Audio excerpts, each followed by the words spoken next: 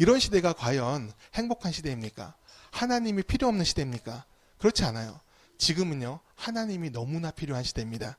하나님이 필요 없는 사람은 없습니다.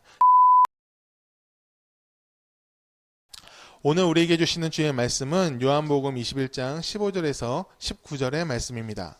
그들이 조반 먹은 후에 예수께서 시몬 베드로에게 이르시되 요한의 아들 시몬아 내가 이 사람들보다 나를 더 사랑하느냐 하시니 이르되 주님 그러하나이다. 내가 주님을 사랑하는 줄 주님께서 아시나이다. 이르시되 내 어린 양을 먹이라 하시고 또 두 번째로 이르시되 요한의 아들 시몬아 내가 나를 사랑하느냐 하시니 이르되 주님 그러하나이다. 내가 주님을 사랑하는 줄 주님께서 아시나이다. 이르시되 내 양을 치라 하시고 세 번째 이르시되 요한의 아들 시몬아 내가 나를 사랑하느냐 하시니 주께서 세 번째 내가 나를 사랑하니라 하심으로 베드로가 근심하여 이르되 주님 모든 것을 아시오매 내가 주님을 사랑하는 줄을 주님께서 아시나이다. 예수께서 이르시되 내 양을 먹이라. 내가 진실로 진실로 내게 이르노니 내가 젊어서는 스스로 띠뛰고 원하는 곳으로 다녔거니와 늙어서는 내 팔을 벌리리니 남이 내게 띠띠우고 원하지 아니하는 곳으로 데려가리라. 이 말씀을 하심은 베드로가 어떠한 죽음으로 하나님께 영광을 돌릴 것을 가리키심이러라. 이 말씀을 하시고 베드로에게 이르시되 나를 따르라 하시니 아멘. 오늘 우리에게 주시는 주의 말씀입니다. 자리에 앉아주시길 바랍니다. 여러분 무빙이라는 드라마 아십니까?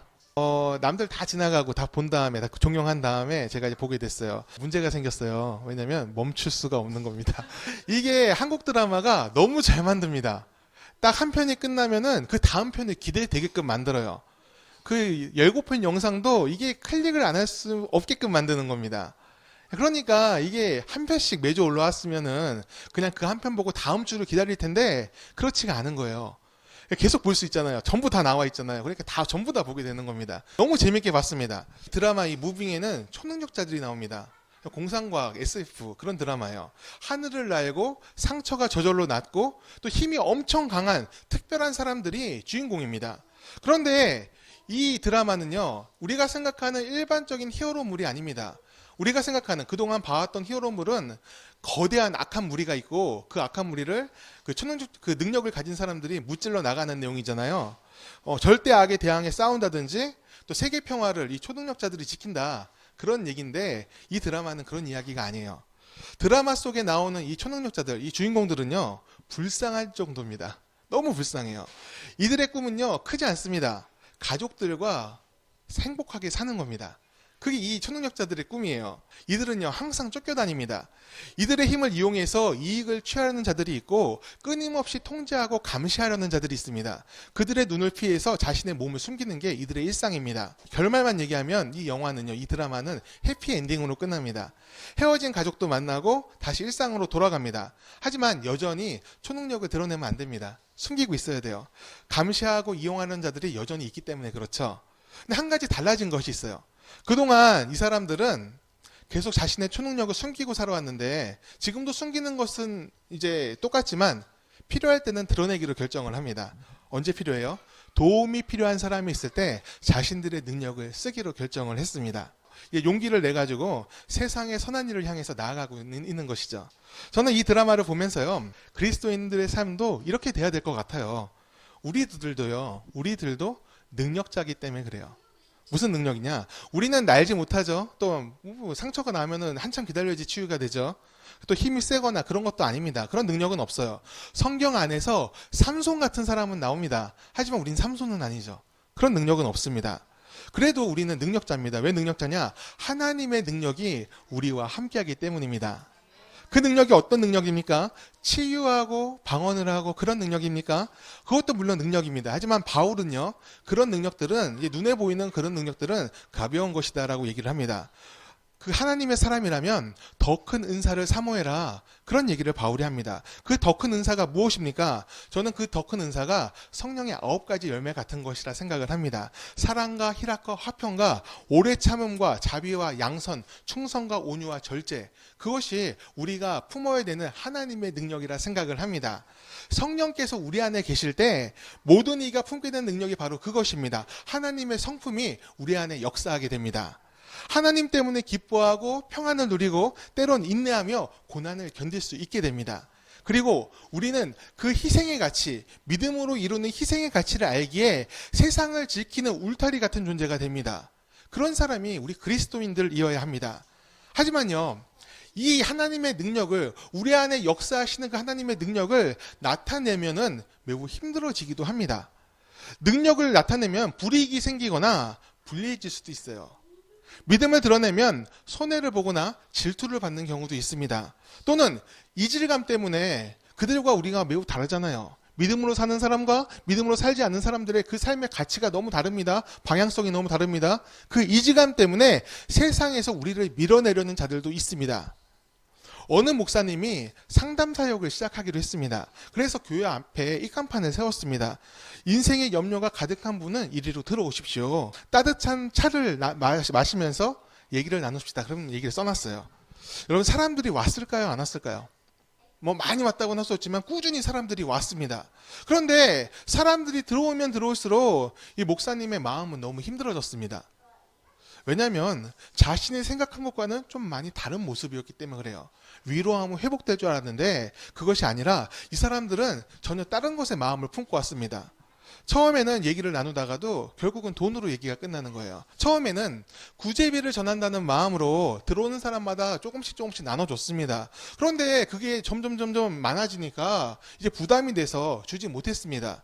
그랬더니 거기에 온 사람들이 화를 냅니다. 무슨 목사가 돈을 못 주냐, 하나님 믿어도 별 수 없네, 이런 얘기를 하고 갑니다. 목사님의 마음에 상처가 많이 되었어요. 이것을 계속해야 되나 고민까지 했습니다. 목사가 돈을 주는 사람은 아닌데 선한 마음으로 나는 이것을 시작한 것인데 찾아오는 사람들의 마음까지 선하지는 않더라, 그런 얘기를 하는 것을 들었습니다. 사실 이것은요, 목사들만 겪는 얘기는 아닙니다. 그리스도인이면 누구나 겪을 수 있는 이야기예요. 믿음과 말씀에 따라 선한 일을 하기로 했는데 그 일을 받는 사람들이 악으로 받습니다. 순수한 마음으로 나는 돕고자 했는데 이해관계를 따지고 득실을 따지면서 계산하면서 사람들의 마음을 힘들게 하는 사람들, 그런 사람들은 어딜 가나 볼 수가 있어요. 선을 행하면 기쁨만 가득할 줄 알았는데 그것 때문에 오히려 스트레스를 받고 피해를 볼 수 있는 것입니다. 예수님은 자신을 따르려면 자기 십자가를 메고 따르라고 말씀하셨는데 그 십자가에는 나의 죄만 담긴 줄 알았어요. 하지만 알고 보니까 다른 사람의 죄들까지도 나의 십자가에 담겨 있더라. 그래서 믿음의 길을 간다는 것은 그렇게 쉬운 길은 아닙니다. 잘하고 싶어도 잘 안 되는 경우가 많습니다. 오늘 본문에 나오는 베드로가 그렇습니다. 베드로는요, 예수님의 첫 번째 제자로 인정받은 사람입니다. 항상 주님을 보좌하며 주님이 가는 곳이라면 어디든 함께하겠다, 그런 고백을 한 사람이에요. 하지만 십자가에 달리기 전날 밤에 예수님은 베드로가 새벽닭이 울기 전에 3번 자신과의 관계를 부인할 것이다, 그런 말씀을 하십니다. 이 말씀에 베드로는 펄쩍 뜁니다. 저는 절대로 우리 주님을, 예수님을 버리지 않겠습니다. 저는 그런 사람이 아닙니다. 그렇게 화를 냅니다. 호언장담을 하죠. 하지만 결과는 그렇지 않았습니다. 대제사장의 마당에서 그는 예수님을 3번 부인합니다. 유대 문화에서 3번 부인하다는 것은 단순히 모르는 사이다, 그런 뜻이 아닙니다. 알던 관계라도 이제는 우리는 끊어졌다, 아무 사이도 아니다, 그런 선언적인 의미가 3이라는 숫자에 담겨 있어요. 중동 문화에서요, 3이라는 숫자는요, 완전수에 해당해요. 3번 얘기하면 그것은 약속과 같다, 선언과 같다, 변할 수 없다, 그런 의미가 담겨 있습니다. 베드로에게 이 사건, 새벽닭이 울기 전에 예수님을 3번 부인한 이 사건은요, 평생의 부끄러움이 되었습니다. 호언장담까지 했는데 그럼 지켜야지, 목숨이 위태로워도 지킬 수 있어야지, 왜 부인했을까요? 그것은 죽음의 두려움이 너무나 컸기 때문이에요. 자기는 버틸 수 있을 줄 알았습니다. 하지만 막상 다가오니까, 그 위협이 다가오니까 그 두려움의 크기가 너무 컸습니다. 죽음의 두려움이 컸기에 일단 벗어나야 되겠다, 이 마음이 너무나 강했습니다. 예수님을 모르는 거 아닌데, 예수님을 사랑하지 않는 거 아니었지만 그 순간에는 일단 벗어나가야 된다. 그 생각 때문에 모든 것을 부인하고 말았습니다. 얼마 후 베드로는 부활하신 예수님을 다시 만납니다. 베드로는 그 예수님 앞에서 얼굴을 들 수 있었을까요? 우리 15절을 함께 읽어보겠습니다. 15절입니다. 함께 있습니다. 그들이 조반 먹은 후에 예수께서 시몬 베드로에게 이르시되 요한의 아들 시몬아 내가 이 사람들보다 나를 더 사랑하느냐 하시니 이르되 주님 그러하나이다. 내가 주님을 사랑하는 줄 주님께서 아시나이다. 이르시되 내 어린 양을 먹이라 하시고 아멘. 아침 식사를 같이 하시면서 질문 하나를 하십니다.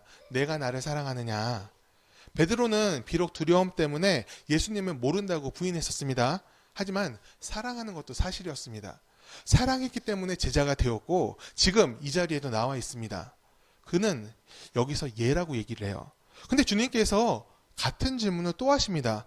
내가 나를 사랑하느냐? 또 대답을 요구하시니까 베드로는 예하고 대답합니다. 그런데 세 번째 또 물어보십니다.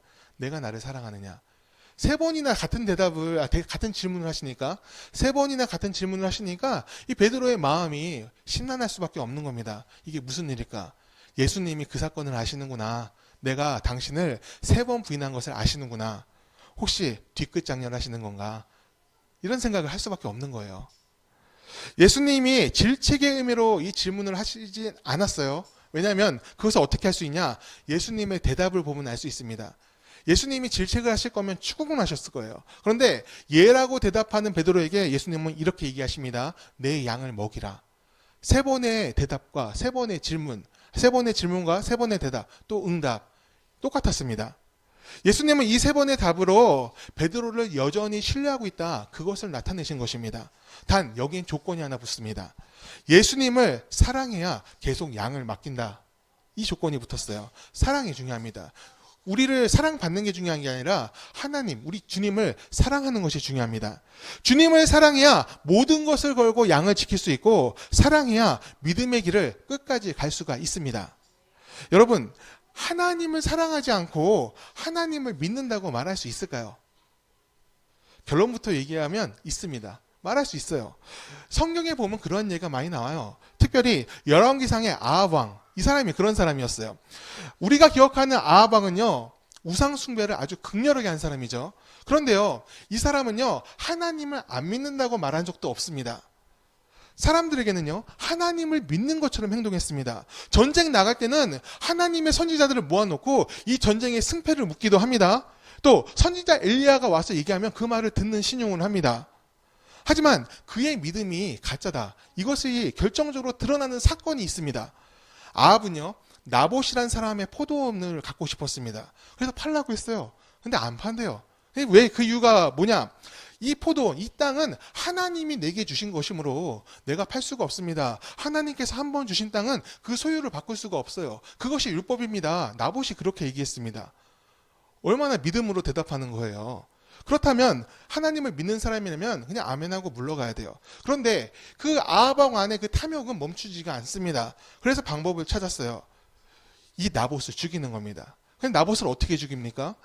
나봇이 신성 모독을 했다. 하나님을 모독했다는 죄명으로 죽입니다. 증인도 가짜로 세워서 그가 진짜로 하나님을 모독한 것처럼 꾸밉니다. 그리고 나봇이 죽고 난 다음에 그 포도원을 이 사람이 갔습니다. 그 악을 하나님의 이름으로 행했습니다. 아합은 자신의 이익을 위해서 하나님을 이용하는 사람이었습니다. 이런 아합을 하나님을 믿는 사람이라 말할 수 있을까요? 우리는 아니라고 얘기하죠. 하지만 본인은 믿고 있다라고 얘기를 하고 있습니다. 이런 사람은 하나님을 따를 수도 없고 따르려는 생각도 없습니다. 하나님을 사랑하지 않으므로 하나님에 대한 생각이 그 안에 있을 수가 없습니다. 하나님을 사랑하는 사람은 그 안이 하나님에 대한 마음으로 가득 차 있습니다. 사랑은요, 채워지기만 하는 것이 아닙니다. 우리가 사랑으로 채워짐을 받는다면 그 대상을 향해서 그 마음을 채우고픈 마음이 들게 되어 있습니다. 가정폭력 가운데 자란 아이가 있었습니다. 근데 그 아이가 성인이 된 다음에 자기가 이룬 가정에서도 똑같이 가정폭력을 저지르는 거예요. 그래서 그 상담을 하다가 보니까 그 남자였어요. 그 남자의 배경을 알게 되었습니다. 상담사가 이제 나중에 그런 결론을 내렸어요. 어렸을 때 당한 그 폭력적인 그 환경이 이 아이의 마음에도 영향을 주었다. 그래서 반대의 경우도 있어요. 화목한 가정이 있습니다. 화목한 가정. 아이와 그 부모가 관계가 너무 좋은 가정이 있어요. 근데 그 관계를 또 이제 그 상담사가 또 보니까 그 부모의 모습이, 그 부모의 부모, 그 아이의 할아버지죠. 그 할아버지 때의 그 모습이 너무나 인자하고 좋은 가정이었던 거예요. 그러니까 그 사랑을 표현하는데 그 가정에서는 부담이 없는 겁니다. 너무 자연스러운 거예요. 또 마찬가지로 적었어요. 그 어렸을 때 그 가정 환경이 나중에 환경에 영향을 주었다. 물론 이 조사는요 100%다 맞는 건 아니에요. 확실한 거는 사랑이라는 것은요 채워진 사람이 흘려보내줄 수 있다는 겁니다. 채워져야 되는 거예요. 온전한 사랑을 받으며 자란 자녀는 부모에게서 받은 사랑으로 그 부모를 사랑합니다. 이게 당연한 거예요. 사랑받았으니까 그 사랑이 내가 부모로부터 받았으니까 나의 자녀를 향해서만 흘러가는 건 아닙니다. 내가 사랑을 부모로부터 받았잖아요. 그렇다면 부모를 향해서도 우리가 사랑하게 되는 거예요. 그걸 우리는 뭐라고 그래요? 효도한다고 얘기하잖아요. 부모를 생각하는 마음이 마음속에 생길 수밖에 없습니다.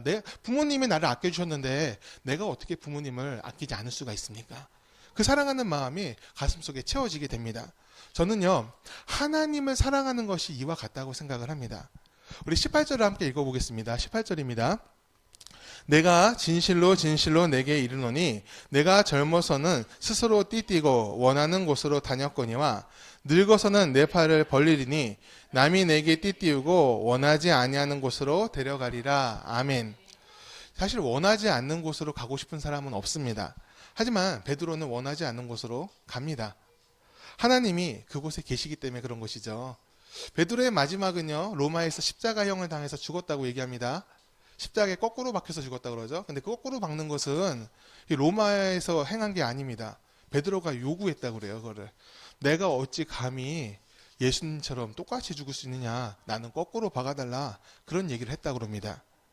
하나님을 너무나 사랑해서 그런 마음까지 갖게 된 거예요. 주님보다 더 고통받겠다 그런 게 아니라 내가 어찌 감히 주님의 길을 그대로 따라가겠습니까? 이 미천한 사람을 사랑해 주셔서 감사합니다. 그 감사함으로 그 고난까지도 나의 것으로 받아들였다.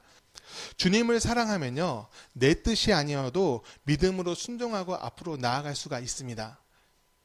하나님의 기쁨이 되기 위해서 우리 마음에 그 사랑으로 가득 차 있기 때문입니다. 하나님의 온전한 사랑을 깨달은 사람은요 하나님을 사랑하게 됩니다. 그리고 그 사랑으로 하나님께서 내게 맡기신 사람들을 사랑하게 됩니다.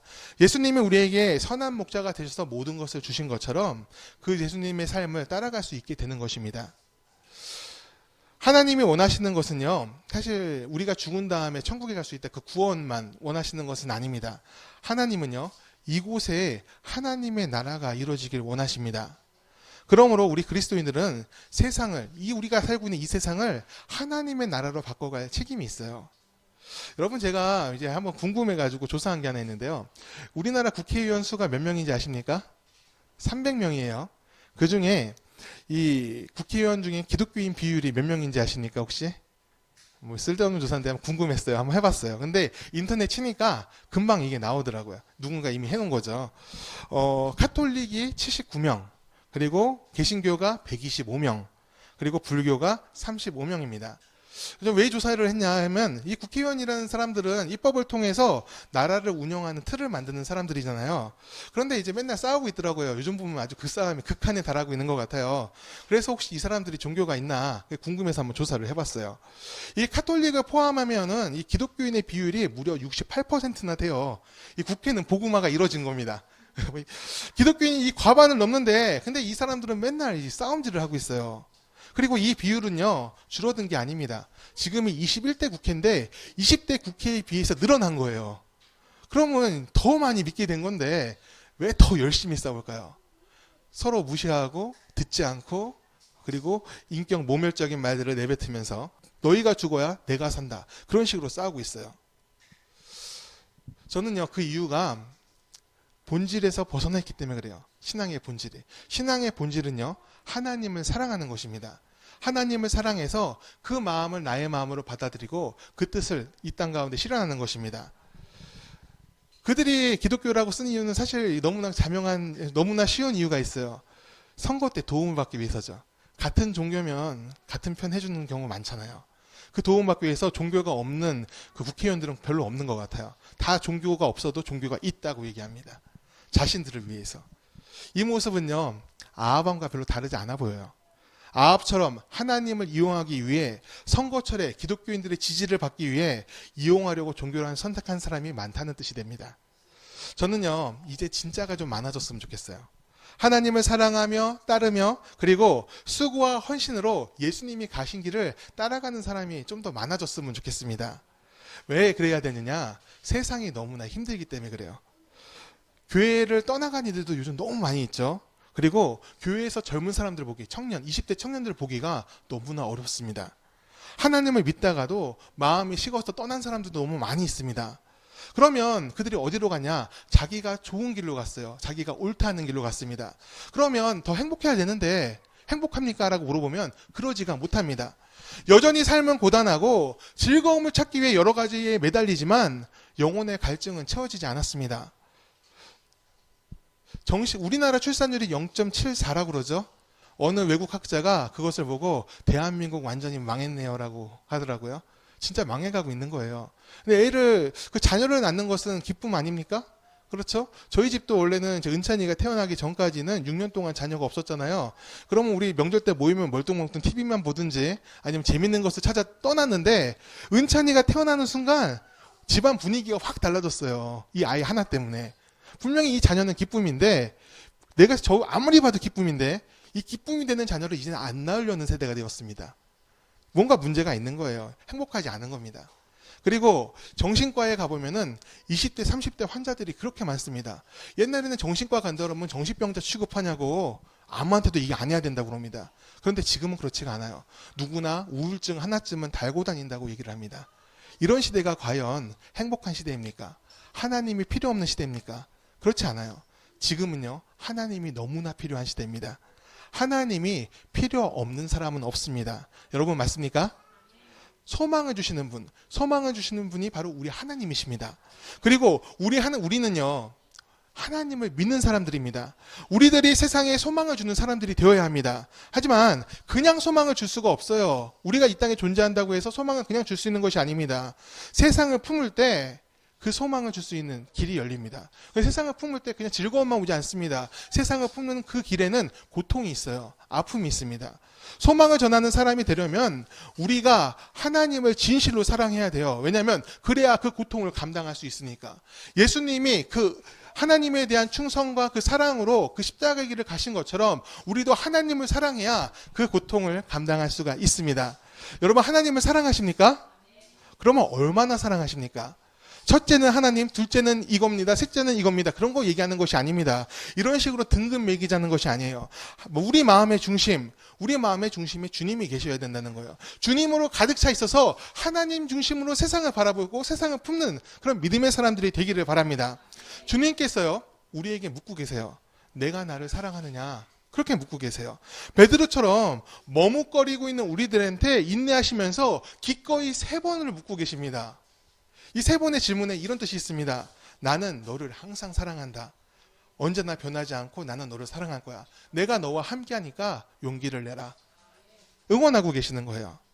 우리가 그 사랑 안에 거하면서 네 주님, 저도 주님을 사랑합니다. 그렇게 말할 수 있기를 바랍니다. 두려워하지 말라. 내가 너와 함께함이라. 놀라지 말라. 나는 너의 하나님 됨이라. 그 하나님의 그 보호하심의 약속이 오늘 믿음의 길을 걷는 우리들에게 있기를 축복합니다.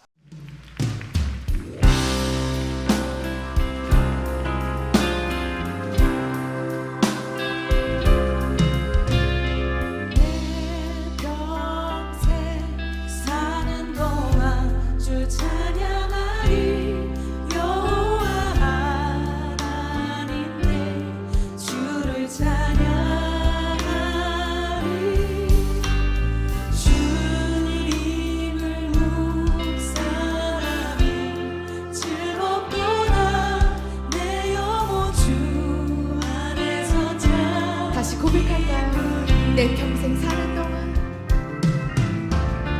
내 평생